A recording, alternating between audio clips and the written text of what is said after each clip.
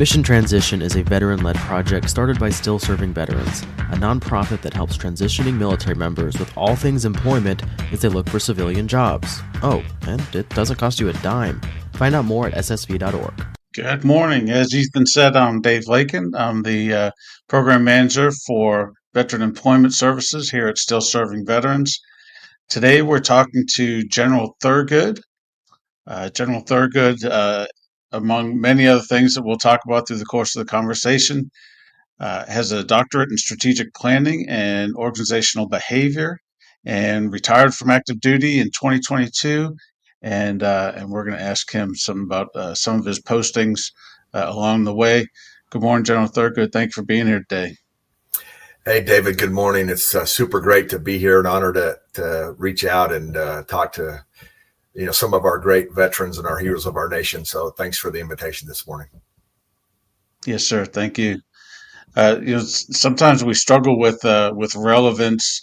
When we talk to some of the senior leaders that we have in the service, and trying and figure out how is their experience at the top of the food chain relatable to folks who tend to be our target market, so to speak, being the first and second term enlisted. Of course, we serve everybody, but that again is kind of our target. But we will bring it back to that. But just to start us off, I want to read a quote of yours. It was from an interview with Amy Tolson of Redstone Rocket from November of 2015. And you said, "I quickly learned that there's more to life and a greater purpose than the immediate space around us. There's a greater purpose at play across this nation for which we each have a critical role. We must each do our part. We must rise to the occasion and accept the task that is in front of us. Whether our task is on the distant battlefields or in every hometown around this nation, that's where we build America, and that's where our strengths come from."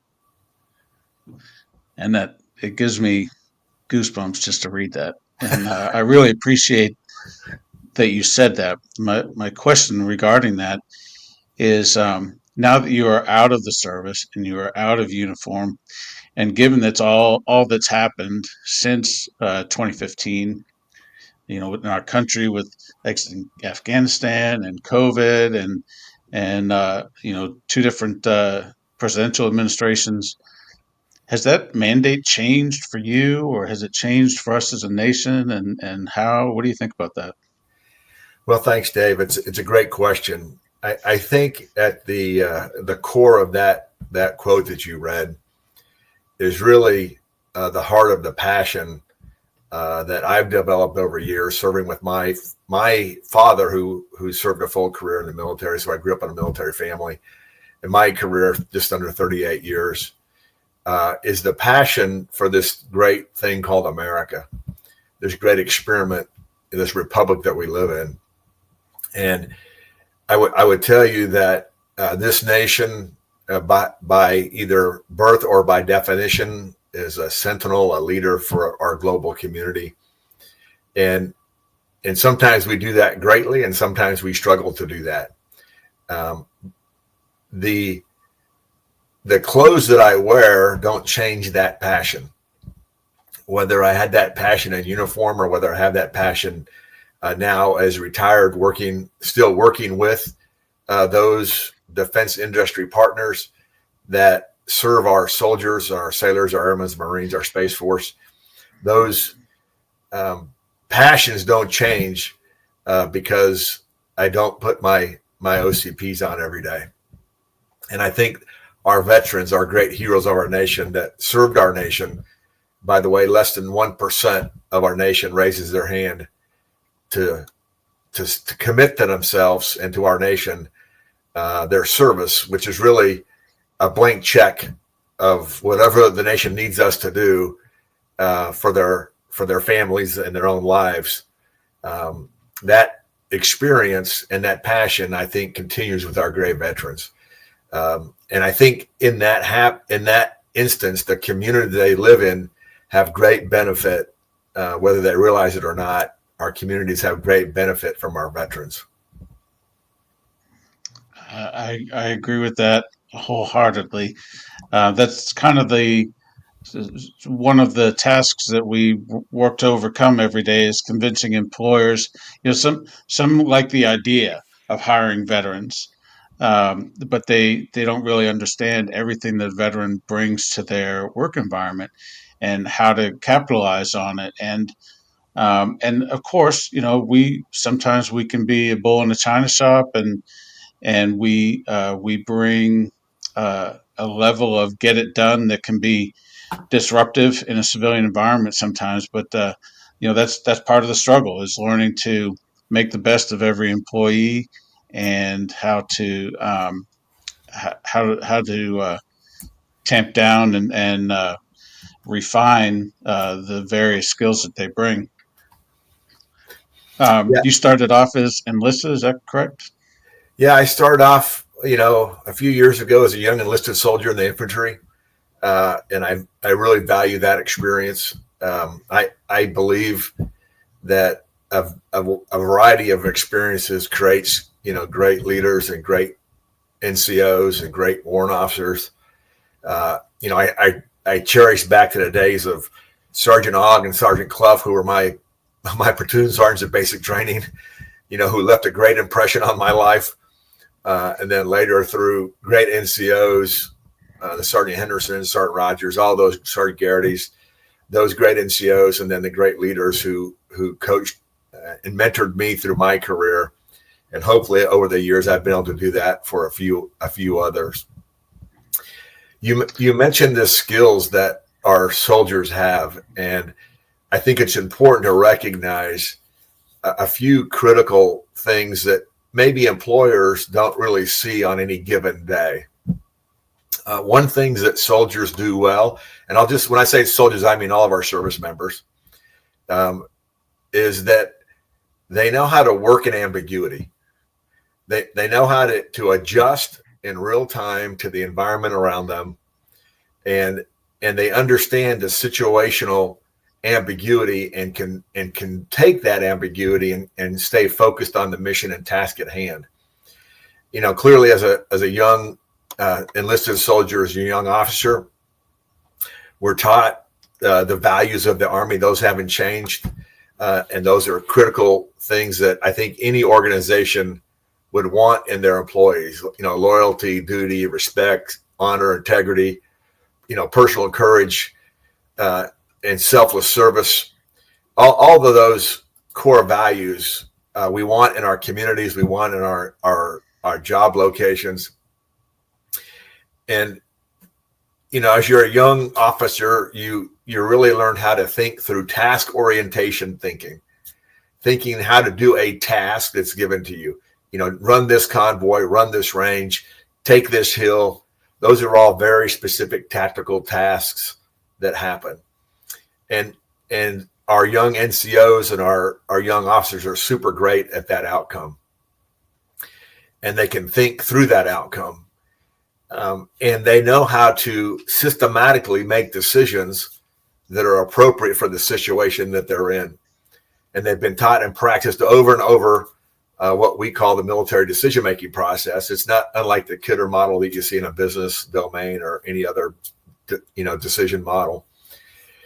And they're good at it. As they get more senior in their NCO ranks, in the warrant officer ranks and the officer ranks, they shift their thinking from task orientation thinking to strategic thinking. And they get better and better about creating and connecting ideas and thoughts and strategies for the broader outcome, at the battalion, brigade, division levels, and of course in the corporations at the general management, vice president levels in companies and corporations. I would say that most of the perception is, as you said, Dave, sometimes the perception, I think wrongly, is that military, are bowls and china cabinets.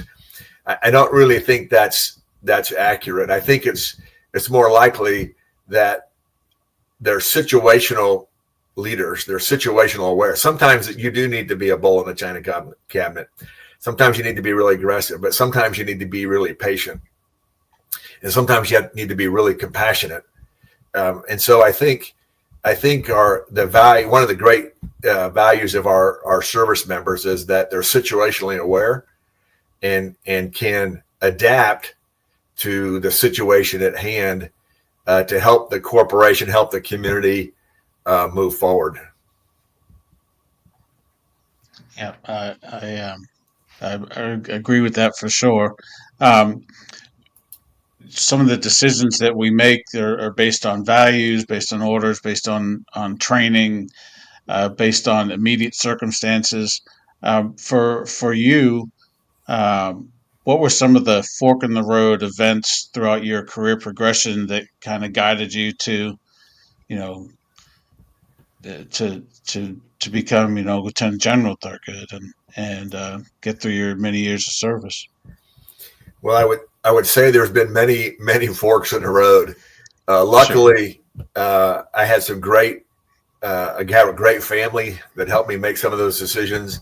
My dear wife of 38 years, great leaders, great NCOs that steered me and helped me through those decision trees that we all go through in our career. But I can promise you, there wasn't one time when I was an E3 that I said to myself, Neil, one day you're going to be a 3-star making offensive hypersonic weapons. that thought never crossed my mind as a young E3. And so sometimes I think we look at our decisions and we try to map out our lives and our decision tree for years and years and years. And my experience is that if people look at their life truthfully, they have long-term goals, but those forks in the road, the decisions you're talking about, they're generally in the 12 to 18 month time frame. That's where those decisions that keep future opportunities open or close future opportunities. I think it's very important to have clear long-term goals on big important things. Where do I want to be? When do I want to retire permanently? When do I want to leave the military if I'm going to leave the military? What kind of profession I want to be in? What kind of time I want to dedicate to that profession? What are my financial goals? What are my spiritual goals? What are my physical goals? I think those have to be clear and written and guide our near-term decision making. But if I look back truthfully in my life, I didn't know the assignments I was going to have, maybe a year out from the time I got my next assignment. And so I think if we keep a near-term focus, it actually makes the decision process a little bit easier for us. Sometimes we try to variabilize multiple variables for our decisions against our goals. And I think it's pretty easy when you bring that near-term perspective on the decision-making with the long-term view of where you want to be in the long term. So I think there's that balance that happens in our focus. Sometimes we get a little bit overwhelmed. We see some of our veterans get a little bit overwhelmed with all the decisions in life that have to be made. And they actually all don't need to be made at one time. They can actually be made in a very deliberate process. And that can help us have clarity in our thought as we think about the decisions that we should make. It's a couple of great axioms come to mind. One is you'll be most like the 5 to 7 people that you surround yourself with, and also John Maxwell said, everybody's either a lifter or a leaner, right? So there's only 2 kinds of people out there, and so that brings me to mentorship. Can you talk a little bit about the importance of finding that good mentor who's going to lift you up, who's going to challenge you, who's going to, be a good influence on you, and the importance of being a good mentor and mentorship in and out of the service. I think mentoring for me has been a passion. It's actually what I spent a fair amount of time when I was working on my doctorate, studying mentoring and great mentoring programs in different organizations. The Army, the services have a very deliberate mentoring program inside the chain of command. The problem with that is one of the problems with that is that sometimes in the mentoring in the chain of command is seen as a little bit attributional, right? We're scared sometimes to lay everything on the table to our boss and in fear that they may not like the thing that we're doing or the path that we're on. And I think we as senior leaders have to kind of get over that construct. I've told the officers that I've mentored and NCOs and warrant officers that I've mentored over the years is my job is to give you the options and the risk and the opportunity. My job is not to make your decision for you. My job is to lay out what I see as perceived outcomes based on who they are and what their skill sets are, and then encourage them to study and make their own decision. Then whatever they decide, whether I personally like it or not, I will help them do that thing. Whether that is to leave the Army, to stay in the Army, to do those things. I think if you study mentoring, mentors that are outside your immediate chain of command are very helpful in helping you understand the unspoken rules of organizations, the unspoken things that happen that are effective in organizations, and who might be the formal leaders and who might be the informal leaders in organizations. I also think mentors at the end of the day are truth tellers, right? They're there to help you sit down and go, hey, this perception you have of you as you're better than what you think you are, or maybe you need to improve on these things. So I think truth telling is really important for the mentor in a non-attributional, non-threatening way, and that will help the young officers or people in your organization or your company move you and progress you to those jobs. And it's important to recognize that people come in and out of our lives, and sometimes they boost us, and sometimes and they stay for a while and they accelerate our performance, and then they move on to something else. And sometimes we pass through people's lives and we can accelerate them, and then we move on. I think we have this false notion that mentors, once you have one, they're with you forever and ever. and I think we have to change those mentors over time, depending on what we want to do and who we want to be as we progress through our professional careers, through our lives. I don't think mentoring is just a professional thing. I think we have them in all aspects of our lives.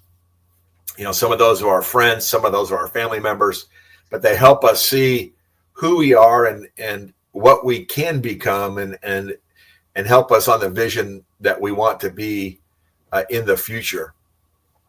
I think it's also important that in this mentoring idea, and I'm going to kind of bridge here to a secondary topic. You hear people in corporations and you hear people in the military say, well, you got to maintain balance in your life. And I've heard that my whole career. And a few years ago, I actually stopped using the term balance. Balance implies equality. It applies that if I spend 10 hours at work, I need to spend that much time with my family. If I spend 12 hours on vacation, I need to spend that much time in my office. And I don't think that's really an accurate description of what we're actually seeking when we use the term balance. I think what we mean, and the word I use, is harmony. If you listen to music being played, some notes get played really loud sometimes, and some notes get played soft. And then in the next stanza of a song, that note that was soft is now loud, and this note is soft. I think there are times in our lives when we play notes loud that are professional notes. And I think there are times in our life when we play notes loud that are personal notes, that are physical notes, that are financial notes. So I think the idea of harmonizing our lives helps us realize that the ebb and flow of life is not keeping everything equal. It's keeping our goals in mind as we ebb and flow through different parts of our goals over time.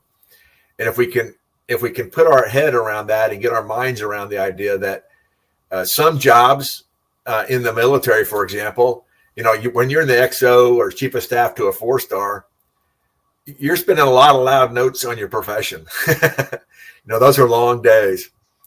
And then sometimes when maybe you're in a different role, you may have a little bit more flexibility to play other notes louder. And I think that's the same in corporations, in the businesses, and what I see is there are like last weekend here in our nation, when we watched, what happened in Israel with Iran, we spent a lot of time on the phone over the weekend, making sure that we were ready, prepared, product was ready, on all those kind of things to help our soldiers if they were called upon.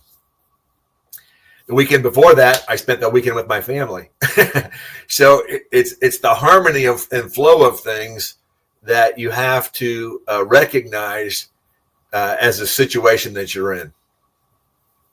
Yeah, I like that idea of harmony. I think of it as congruence, the things going on in our life that are in harmony or in congruence with where we are, maybe in the moment, maybe at this point in your life as you're getting ready to transition out of the service, you are focused on a given set of goals, find a job, find a place to live, figure out, what we're going to do with the kids in school and all that stuff.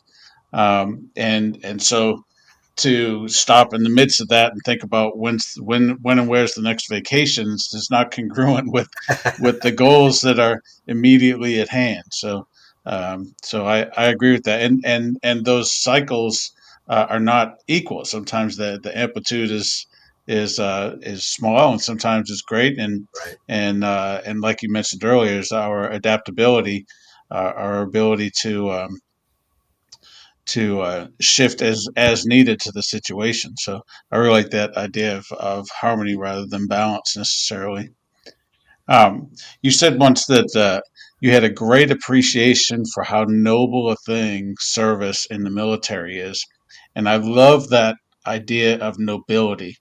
My wife's a school teacher, and to me, that is one of the most noble professions, to get up every day, at least 185 days a year, and go teach somebody else's kids when you have no ability to discipline and you're highly governed and restricted in what you can and can't do.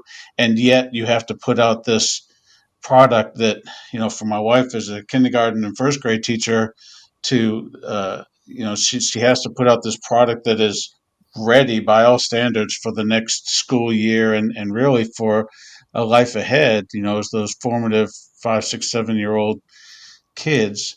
And service, some people go to the military because they're forced to, very few actually.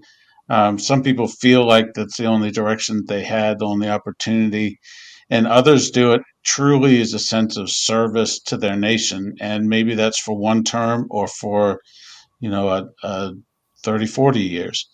But that sense of service is what after I got out of the military, I felt like I didn't have that. What am I serving now? Other than feeding my family and going to work every day.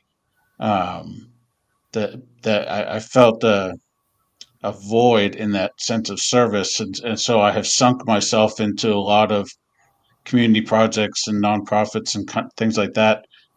Um, can you expand on your ideas of the nobility of service in the military and how it extends beyond their time in uniform?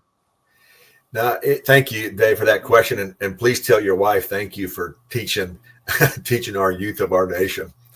I have fond memories of great teachers, of great coaches, of great folks that influenced me. I'll just share with you a quick story. My high school English teacher, Vada Horrocks was her name. And, I can't remember one thing that she said to me when I was a senior in high school, but her influence on my life over the years has been dramatic. I remember her example. I remember her integrity. I remember her willingness to help us. And I've referenced her since the time I was a young soldier all the way till, I retired and I still reference her. And so about a year and a half ago, I actually went on a quest to find her. I hadn't talked to her since high school. I left the day after graduation, my hometown at the time in Oklahoma, where my father was stationed. Haven't been back since. But I've referenced her so many times in my life. And finally, 40 years later, I tracked her down in Texas where she was retired, and I called her.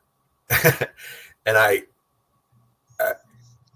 she oddly enough remembered me and our family, and we still talk to this day. I just called her to tell her thank you.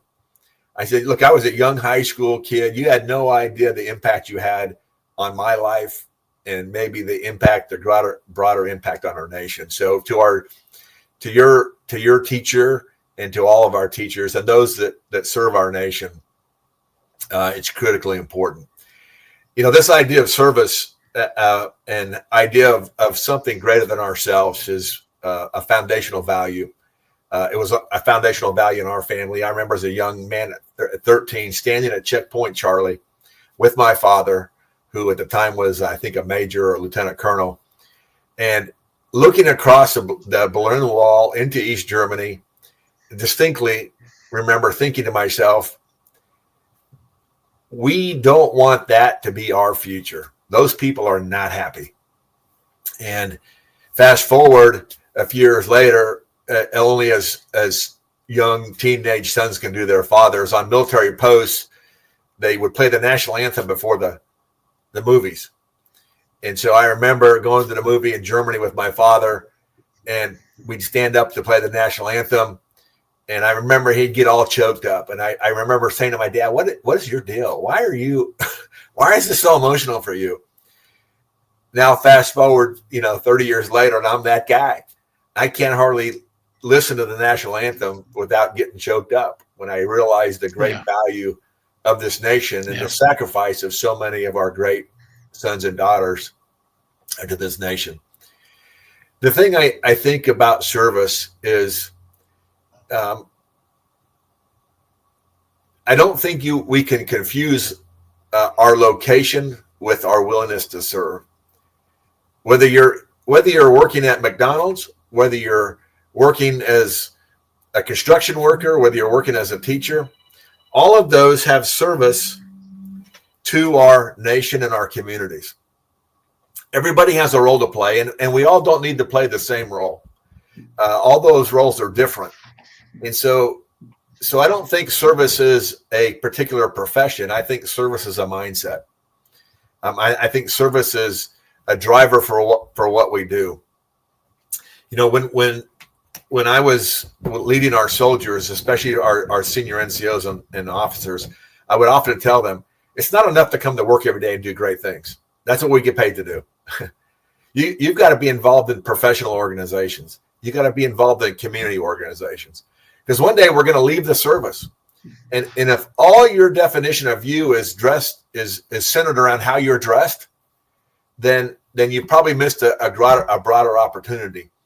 And so like you, I when I left the service, I was already involved in community activities. That was an easy thing to continue to do. And I've done more of it. When I left the service, I already was engaged in reaching out to our veterans. And so I think this idea of service is really important. It's linked to this idea that I learned. I don't remember where I learned it, but we often think that the most important place in the battle is on the front line of the battlefield. And somebody told me this once, and I don't remember who it was, but I believe it with all my heart. Never confuse your importance to the battle with your proximity to the battle. It's very important. What we do in our communities, what our veterans can bring to our communities, how they support our nation is important to the fight, wherever it's at. If you're in the defense industry and you're making equipment, that's important to the fight, no matter where you do that at. If you're helping the community build educational programs, if you help the community survive, the community to grow, those are important to the fight. people often ask our soldiers and our veterans have asked me over the years, what makes you do the thing you do? What makes the soldier go over the berm? And at the end of the day, it's not baseball at McDonald's and apple pie. At the end of the day, it's the love of the person next to you and the love of the idea of your community and home. That's what makes soldiers, sailors, airmen, Marines do what they do. It is, and as you mentioned, sometimes you come into the military and you don't really know that, and you learn that. Sometimes you have to do the action to get the benefit of the action and to grow into the idea of service. It's very important to our nation that we keep an all-volunteer force, that we keep an Army that wants to be in the Army, an Air Force, a Marine Corps, a Navy, a Coast Guard, a Space Force that wants to be in that service. And as much as we make fun of each other militarily, between the services, the great camaraderie and the harassment we give each other, we all recognize that it takes all of the services to be successful on the battlefield. It takes all of the communities to be successful on the battlefield, and it takes all of industry to be successful on the battlefield. So the idea of service is not necessarily, in my mind, a profession-related construct. It's a construct of, am I willing to go and do things beyond just waking up every day? To your point, David, just waking up's not enough. We've got to do more than just wake up every day. Yeah. I'm tempted to leave it just there, to be very honest with you. But I have one more question I want to hit, even though I have about a page and a half of notes that I still haven't gotten through. But it's been great commentary. So coming out of the service, often service members feel a sense of loss and isolation because they've left all that behind now, right? They hanging up the uniforms for the last time can be a really weighty thing, and leaving your shipmates and battle buddies behind, and there's a definite what do I do now? Who are my resources now? Particularly somebody like me, 24 years in the service, and having all that community and those resources behind me, and now I got to figure it all out. That loss and isolation is really hard for some people, and I'm sure at your level you have access and resources and stuff, and it's less of an issue for you. But for those first and second termers who have decided to get out because the next tour was going to be a deployment tour, they've got a family now that they have to consider, and they don't want to leave them behind, and whatever their reasons are. What is your best advice? Be a mentor for a minute. How do you feel like those folks, first and second termers, what can they do to overcome that sense of loss and isolation? Yeah, it's a great question, Dave. And I think sometimes even in the smaller communities of our nation, it gets actually even harder for them when they go back to their hometown, particularly if it's a particularly small community, particularly if perhaps they have they're combat wounded in a very serious way, whether it was a mental TBI or PTSD, or whether it was a physical problem. I tell you, I'll start with this idea. The love of the Army is not the Grand Army. The love of the Army literally is in the unit that you're in. It's the people you serve with that are right next to you.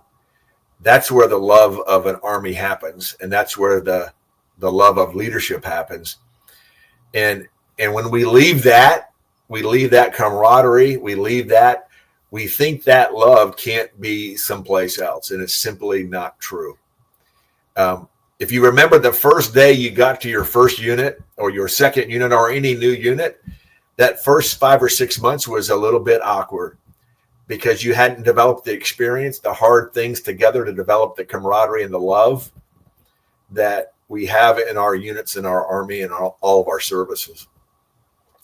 So with that basic construct, you have to know that when you go to a new unit, you're automatically part of a thing, and you're automatically into an organization, and you're not alone. And it's the same when you leave the service. You may have changed your clothes, but the people you know in your units that mentored you, the people that are now retired ahead of you, the community is full of people. You are not alone. Our service members need to know that they are not alone when they leave the service. In the Army, we call that soldier for life. And whether you want to, whatever profession you want to work in, I can promise you that there is a veteran in that skill set, in that professional domain. And they want exactly what you want, which is to have that feeling again, to know and have a common understanding, a common lexicon, a common bond of love and brotherhood and sisterhood of that experience. I work with a lot of veterans, and sometimes they feel, as you indicated, that they're out alone in these communities, and they're not. And so what you have to do is a couple of things I've found to be pretty important. Number one is you have to recognize that you have to be proactively engaged in reaching out into the community. No one's going to call. No, the community is not waiting for you to come home from the war. You're going to come home, and they may not even know that you came home. In smaller communities, they're actually really good at this. At larger communities, it's a little tougher. But reach out and be engaged in the community, in community service, the thing that you're so good at when you're in uniform. It might be in a volunteer at a school. It might be helping in the local fire department, in a volunteer fire department. It might be at a local church, a local library. There are all kinds of ways to reach out and get out and be engaged in the community. Be engaged in the professional organizations that you were in the uniform. Those professional organizations continue, and I'm a member of a lot of them, and I enjoy all of them, and keep those relationships and that feeling we had when we were together in our service to our nation will continue. Don't be discouraged when the job that you wanted did not get revealed to you. There are lots of opportunities, and don't be discouraged because the first 15 or first 20 you didn't walk in and go, we've been waiting all night for you to show up. That may not be the case. Sometimes we get a little bit concerned when we don't have immediate success. I'll just use an example. Everybody knows Usain Bolt, great Olympic runner. And he said, I'm always surprised when people who do something for 2, 3, 4, 5 months, they get discouraged and quit doing a thing. And he said, I trained for 4 years to run 9 seconds. Right. Yep. That's a powerful message. And sometimes we get a little bit discouraged after a year or 6 months or whatever because we're not having immediate success. It's just like anything else in life. If at first you don't succeed, try again. You got to keep working at it and help the community understand what your skills are and what you can do. You may not be able to start at the top of the organization. You may be able to start at the middle of the organization or at the bottom of the organization. But be engaged and be active, and use the community of veterans to help you. And I offer anybody, if they want to reach out to me, I will help them. I will help them do the thing and look at opportunities and help them with their own choice, whatever that choice might be. Because our community and our nation needs people of value. They need people of character. They need people with integrity to do those things that will build our communities and build our nation. Our nation will continue to be a guide for the global community. whether we like it or not, whether we endorse it or not, it is the role that our nation has played and will continue to play. And that happens not just in uniform, it happens in our communities, in our professions, whatever the profession is. It's all part of this grand idea of freedom, and America is at the base of that construct. When is your book coming out? Well, I'm just happy if I can help somebody. Well, sir, I really, really appreciate your time this morning. We've gone overtime, but I've loved listening to you and talking with you. I hope you'll come back and do it again. I got through about 6 out of my 15 or so questions that I had for you. So plenty more to talk about out there. And again, I really appreciate you being here. Still serving veterans. We're here for everybody who was in uniform, who's getting out of their uniform, for their families as well. And if we can help with that sense of isolation, that sense of meaning, if we can provide some mentorship, help you to find that place in your life, wherever it is in the country, we're able to help you. And thank you, sir, for being here again. And that's all we get for today. Well, Dave, thanks for what you're doing, not only for our Still Serving Veterans organization, but for our veterans on an individual basis. Thanks for what you're doing in the community. I know Still Serving Veterans gives so much to the communities. It reaches out so much. So thanks for letting me be here this morning. A great honor. And Dave, thanks for what you're doing. And please tell your team thank you. Yes, sir. Thank you. Have a great day. All righty. Thanks for tuning in to this episode of Mission Transition, a podcast for veterans. If you have any questions, concerns, comments, or maybe even want to be on the podcast, shoot us an email at social@ssv.org.